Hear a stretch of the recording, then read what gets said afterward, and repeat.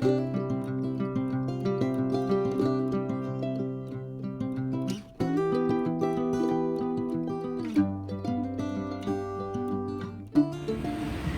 ¿qué tal? ¿Cómo se encuentran el día de hoy? Espero que muy bien, que todo esté perfecto en su trabajo y en sus vidas. Y el día de hoy vamos a platicar acerca del artículo 30 del Código Fiscal de la Federación, que es el relativo a donde se tiene que conservar la contabilidad de los contribuyentes. Como ustedes saben, Pedro Pablo Morales de Morales y Morales Abogados, SC, desde el World Trade Center de la Ciudad de México. Y les recuerdo que estamos en el mes del testamento. Aprovechen porque los notarios dan un precio especial para el otorgamiento de la última disposición de todo ser vivo. Bien, el artículo 30 señala que las personas obligadas, ¿quiénes son las personas obligadas? Todos los contribuyentes. No hay quien no deba de llevar contabilidad. Es muy raro que se establezca algún régimen. Se llegó a establecer cuando se tenían las bases especiales de tributación o el régimen de contribuyentes menores, que se eliminó por el propio, en ese entonces, la Dirección General de Política de Ingreso y la Subsecretaría de Ingresos, que también nos acaban de quitar hace 2 días, y cuál es una barrabasada de este gobierno. Esos contribuyentes no tenían obligación de llevar contabilidad. Llevaban, en su mejor de los casos, un libro de registro diario, pero era todo y no se asemejaba absolutamente a lo que es una contabilidad. Hoy, la mayoría de los contribuyentes, personas físicas y personas morales, deben de llevar una contabilidad, aunque sea simplificada. Aquí el 30 señala que las personas obligadas a llevar contabilidad deberán conservar, a disposición de las autoridades fiscales, de conformidad con la fracción tercera del artículo 28 del Código. El 28 ya lo platicamos, se refiere a la obligación de llevar contabilidad y todos los requisitos que debe de contener esta, que es un libro diario, un mayor, técnicamente un inventario y balances, una cuestión de control de inventarios, sistemas de primeras entradas, primeras salidas, conocidos como PEPs o WEPs, y la descripción de todas las operaciones. Y en el caso de importaciones, también tener el control y el tipo de cambio que para el efecto se fije. Todo debe de estar registrado y vimos esos requisitos, y sin embargo hacíamos la precisión y aclaración que ninguno de ellos se hablaba, o más bien se establecía la parte de la materialidad, que eso lo teníamos como criterios de vinculación del propio SAT, pero debemos de entender que no es ley, son reglamentos, son reglas de carácter general en el mejor de los casos, pero lo que debe de imperar es la ley y el reglamento, y ya después las resoluciones operativas, pero siempre a través de reglas de carácter general se da una mayor vida y se establecen mayores facultades para la autoridad y no tanto en beneficio del contribuyente. Es así que se señala que los sujetos pasivos que hemos venido platicando, personas físicas o personas morales que se encuadren en la relación jurídico-tributaria y en la situación jurídica o de hecho, obligadas al pago de un tributo, en este caso federal, de impuesto sobre la renta, de IVA, de tenencia o del que sea, están obligadas a llevar contabilidad y presentar declaraciones periódicas. Ellos se establece que deben de estarse a lo siguiente, y señala las personas que no estén obligadas a llevar contabilidad, que ya vimos que son casos nulos, deberán conservar en su domicilio a disposición de las autoridades toda la documentación relacionada con el cumplimiento de las disposiciones fiscales. ¿Cuáles son estas? Bueno, pues las declaraciones, los pagos de enteros, bajo muy pocos regímenes actuales, son los que no deben de llevar la contabilidad. Para efectos fiscales, deben de recordar que la caducidad es de 5 años en términos generales y se convierte hasta en 10 años cuando no se lleve contabilidad, se oculte o se destruya o no se esté inscrito en el Registro Federal de Contribuyentes. En esos casos la caducidad se va a 10 años, pero siempre y cuando no se lleve contabilidad. Tenemos el siguiente párrafo, el tercer párrafo del 30, que señala la documentación a que se refiere el párrafo anterior de este artículo y la contabilidad deberán conservarse durante un plazo de 5 años, contados a partir de la fecha en que se presentaron o debieron haberse presentado las declaraciones con ellas relacionadas, tratándose de contabilidad y de la documentación correspondiente a actos cuyos efectos fiscales se prolonguen en el tiempo, el plazo de referencia comenzará a computarse a partir del día siguiente a aquel en que se presente la declaración del último ejercicio en el que se hayan producido dichos efectos. Cuando se trate de la documentación correspondiente a aquellos conceptos respecto de los cuales hubieran promovido algún recurso o juicio, el plazo para contabilizar se computará a partir de la fecha en que quede firme la resolución que les ponga fin. Tratándose de actas constitutivas de las personas morales, de los contratos de acción en participación, de las actas en las que se haga constar el aumento o disminución de capital social, la fusión o escisión de sociedades, de las constancias que emitan o reciban las personas morales en los términos del impuesto sobre la renta, a distribuir dividendos, de la información necesaria para determinar los ajustes a que se refieren los 22 y 23 de devoluciones y compensaciones, así como de las declaraciones de pagos provisionales y del ejercicio de las contribuciones federales. Dicha documentación deberá conservarse todo el tiempo en que subsista la sociedad del contrato de que se trate. Ojo, a ver, la caducidad en términos generales la vamos a encontrar en el artículo 67 y aquí debemos de distinguir lo que es la caducidad a la prescripción. La caducidad es la eliminación del derecho que tiene la autoridad para poder ejercer facultades de comprobación, y en términos generales es de 5 años. ¿Y cómo se va a computar? A partir del día siguiente a aquel en que se haya presentado la declaración del ejercicio. En este caso van a computarse esos 5 años, pero si hay una declaración complementaria que por error, por una modificación en la determinación del impuesto se tenga que presentar, ahí se empieza a correr nuevamente el plazo de los 5 años y podrá ser una caducidad de 10 años en los casos en que el contribuyente no se encuentre inscrito en el Registro Federal de Contribuyentes, no presente alguna declaración del ejercicio o no lleve contabilidad, la oculte o la destruya. Y eso es diferente, eso lo estamos contemplando en el artículo 67 del Código Fiscal de la Federación. Y el artículo de prescripción lo vamos a encontrar en el artículo 146 del Código, que son diferentes supuestos jurídicos. El supuesto jurídico de la prescripción es respecto a la facultad que tiene la autoridad, el derecho que tiene la autoridad para poder ejercer el cobro de las contribuciones. Y el artículo 146, que en su momento veremos, se refiere a la prescripción. ¿Qué quiere decir? Que por el transcurso del tiempo la autoridad no va a poder cobrar esos créditos, o si los pretende cobrar, pues ya tendremos la posibilidad de defenderlos a través de la figura de la prescripción.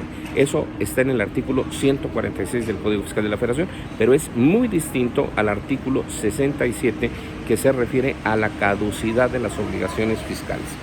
Eso es correlativo al derecho que se tiene para para conservar la contabilidad y la obligación.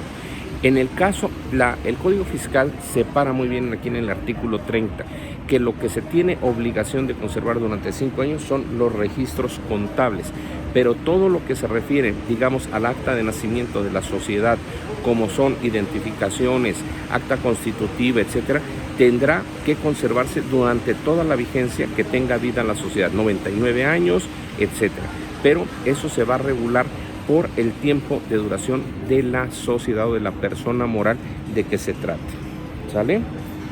Entonces, tenemos un siguiente párrafo que señala que los contribuyentes con firma electrónica avanzada o sello digital deberán conservarse de conformidad con las reglas de carácter general que al efecto emite el SAT.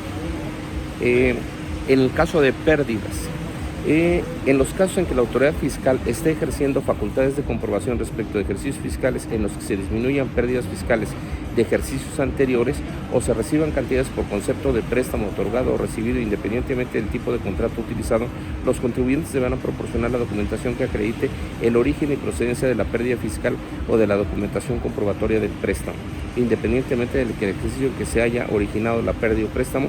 Lo anterior aplicará también en el caso de contratación de deudas con acreedores o bien para la recuperación de créditos. El particular no estará obligado a proporcionar documentación anticipada cuando con anterior al ejercicio de facultades de comprobación la autoridad fiscal haya ejercido dichas facultades en el ejercicio en el que se generaron las pérdidas fiscales. ¿Qué quiere decir esto? Que todos los contratos en que nosotros estemos inmersos, si tienen un tracto sucesivo a lo largo del tiempo de 7, 9 años, Eso se deben de mantener como parte de la contabilidad y no se pueden eliminar o destruir sino hasta que culme sus efectos la operación de préstamo, de contrato, de lo que se refiere. Y más, si hay pérdidas fiscales que se están amortizando, ustedes están apenas en párvulos, pero hay otros compañeros que no. Cuando tenemos egresos superiores a los ingresos, vamos a determinar nosotros una pérdida fiscal, no una pérdida fiscal, una pérdida fiscal. Y esta pérdida fiscal debemos de conservar la documentación soporte que nos haya originado esa pérdida fiscal, porque finalmente la podemos amortizar contra los ingresos propios de la actividad para determinar un resultado fiscal posterior. Y estos contratos de los cuales se celebraron y que tienen un tracto sucesivo y que generan un gasto, se puede repercutir en una pérdida fiscal. Y esa pérdida fiscal, su contrato va a tener una vigencia a lo largo del tiempo. Y ahí vamos a disminuir la pérdida. Tenemos la obligación entonces de conservar más de 5 años la documentación. Siguiente párrafo. La información proporcionada por el contribuyente solo podrá ser utilizada por las autoridades fiscales en el supuesto de que la determinación de las pérdidas fiscales no coincida con los hechos manifestados en las declaraciones presentadas para tales efectos. Esto es una discrepancia simplemente. Si no tenemos los ingresos y egresos que correspondan operativamente en la contabilidad a lo declarado, bueno, pues efectivamente podemos obtener la información y en su caso las facultades de comprobación. El mismo efecto de la conservación de la contabilidad va a ser en el proceso de disolución y liquidación de las empresas.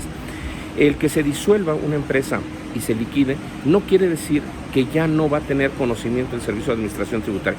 Para efectos jurídicos muere la sociedad una vez que está inscrita la disolución y la liquidación de la misma. Pero para efectos fiscales hay que presentar el famoso formato RX con todos los requisitos, duplicado de las actas constitutivas de disolución y liquidación, en su caso del poder que se le haya otorgado posteriormente al liquidador, el comprobante de domicilio, las declaraciones que estén presentadas, la última del ejercicio de 12 meses y la que esté pendiente en la parte proporcional del ejercicio. Estas declaraciones las debemos de presentar y hasta ese momento fiscalmente se va a tener muerta la sociedad, aunque para efectos jurídicos los notarios inclusive reconocen que una vez inscrita el acta de disolución y perfectamente la de liquidación ya se extinguió en toda la vida jurídica. Pero hay trámites administrativos como son los del Servicio de Administración Tributaria o del Instituto Mexicano del Seguro Social. Es entonces cuando ya se daría por muerta la sociedad mercantil y tenemos 5 años donde tenemos la obligación de conservar la contabilidad en algún domicilio. ¿Por qué? Porque si la autoridad requiere al liquidador o fenecida la sociedad requiere alguna información, debe de haber un domicilio para la conservación de la información de la sociedad que muere. Señala también que en el ejercicio de las facultades de comprobación, obviamente la contabilidad debe de estar manifestada en dónde va a quedar esa contabilidad y dónde se va a resguardar. En el caso de contribuyentes con establecimientos sucursales, puestos fijos o semifijos, nos señala que deberá tener a disposición de las autoridades fiscales en dichos lugares y en su caso el lugar en donde se almacenen las mercancías su cédula de identificación fiscal expedida por el SAT. ¿Qué pasa cuando tenemos un domicilio fiscal? ¿Qué debemos de mantener ahí? Debemos de mantener un expediente legal. Ese expediente legal implica el acta constitutiva de la sociedad, implica la cédula de identificación fiscal del Registro Federal de Contribuyentes, implica las identificaciones de los representantes legales, socios o accionistas, implica el alta en el Instituto Mexicano del Seguro Social y lo que se llama la alta patronal, implica el inventario de los asalariados que se tengan, así como los registros contables que habíamos hablado del artículo 28. Toda la documentación de registros contables de los últimos 5 años, señores, de los últimos 5 años, con sus respectivas declaraciones, con los avisos al Registro Federal de Contribuyentes que impliquen la inscripción, el aumento o disminución de obligaciones. Si ya no tenemos empleados, bueno, damos una disminución de obligaciones fiscales. El alta de los trabajadores ante la Secretaría de Finanzas o el gobierno de la entidad correspondiente por el impuesto sobre nóminas, la parte del Seguro Social que ya les había comentado, así como constitutiva, los avisos al Registro Federal de Contribuyentes, las identificaciones, el padrón al Instituto Mexicano del Seguro Social y todo aquello que implique la vida jurídica de la sociedad, identificaciones de las personas que están involucradas en el manejo de la sociedad, su comprobante de recibo o teléfono donde se encuentre domiciliada, el contrato de arrendamiento o comodato o bien escritura del inmueble para saber que realmente existe la empresa y podemos acreditar que ese es nuestro domicilio fiscal. Y recuerden que para efectos del domicilio fiscal tenemos que atender al artículo 10 que ya platicamos acerca de él, y es el lugar donde se tiene el principal asiento del negocio.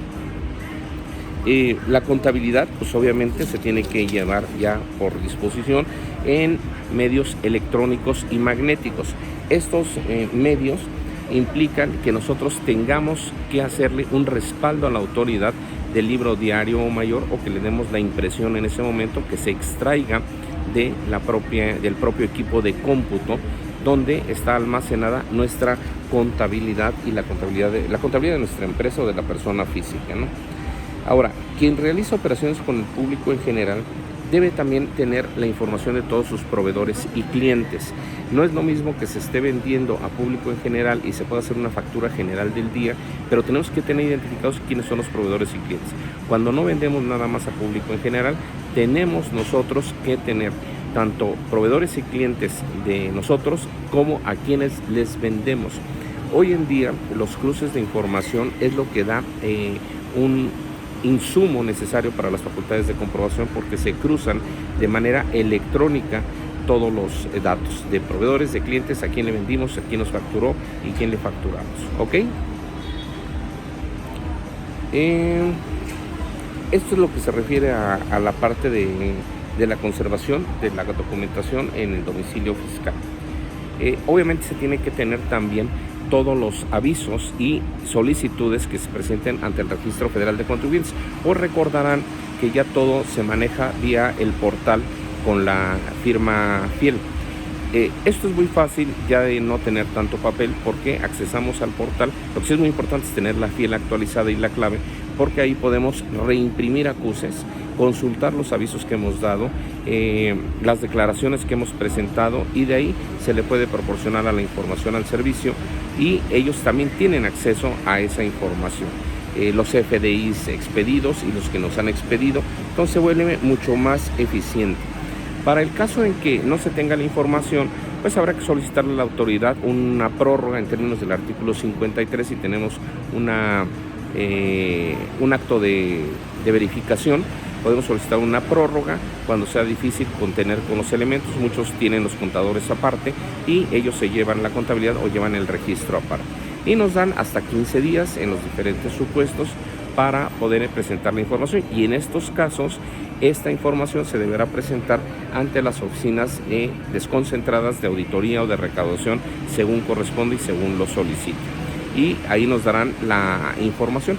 Y todo esto debe de ser en un acta circunstanciada en el domicilio. ¿Sale? Pues esto es lo que tenemos el día de hoy respecto a nuestra cápsula de dónde conservar nuestra contabilidad. Espero que sigan estando bien. Les recuerdo que tenemos el proyecto del derecho comparado de México-Perú. Tenemos también el proyecto de un curso virtual respecto a las operaciones de facturación apócrifa y 69B. Y tenemos, les recuerdo que es el mes del testamento. No dejen pendientes con sus familiares y seres queridos. Hay que hacerlo, son sumamente baratos. Los notarios no son, les digo, dioses, los atienden con mucho gusto. No, el notario más cercano es el que esté cerca. Y recuerden siempre pedirles su recibo, porque también será deducible para su contabilidad. Espero que estén muy bien. Pedro Pablo Morales, de Morales y Morales Abogados. Excelente tarde.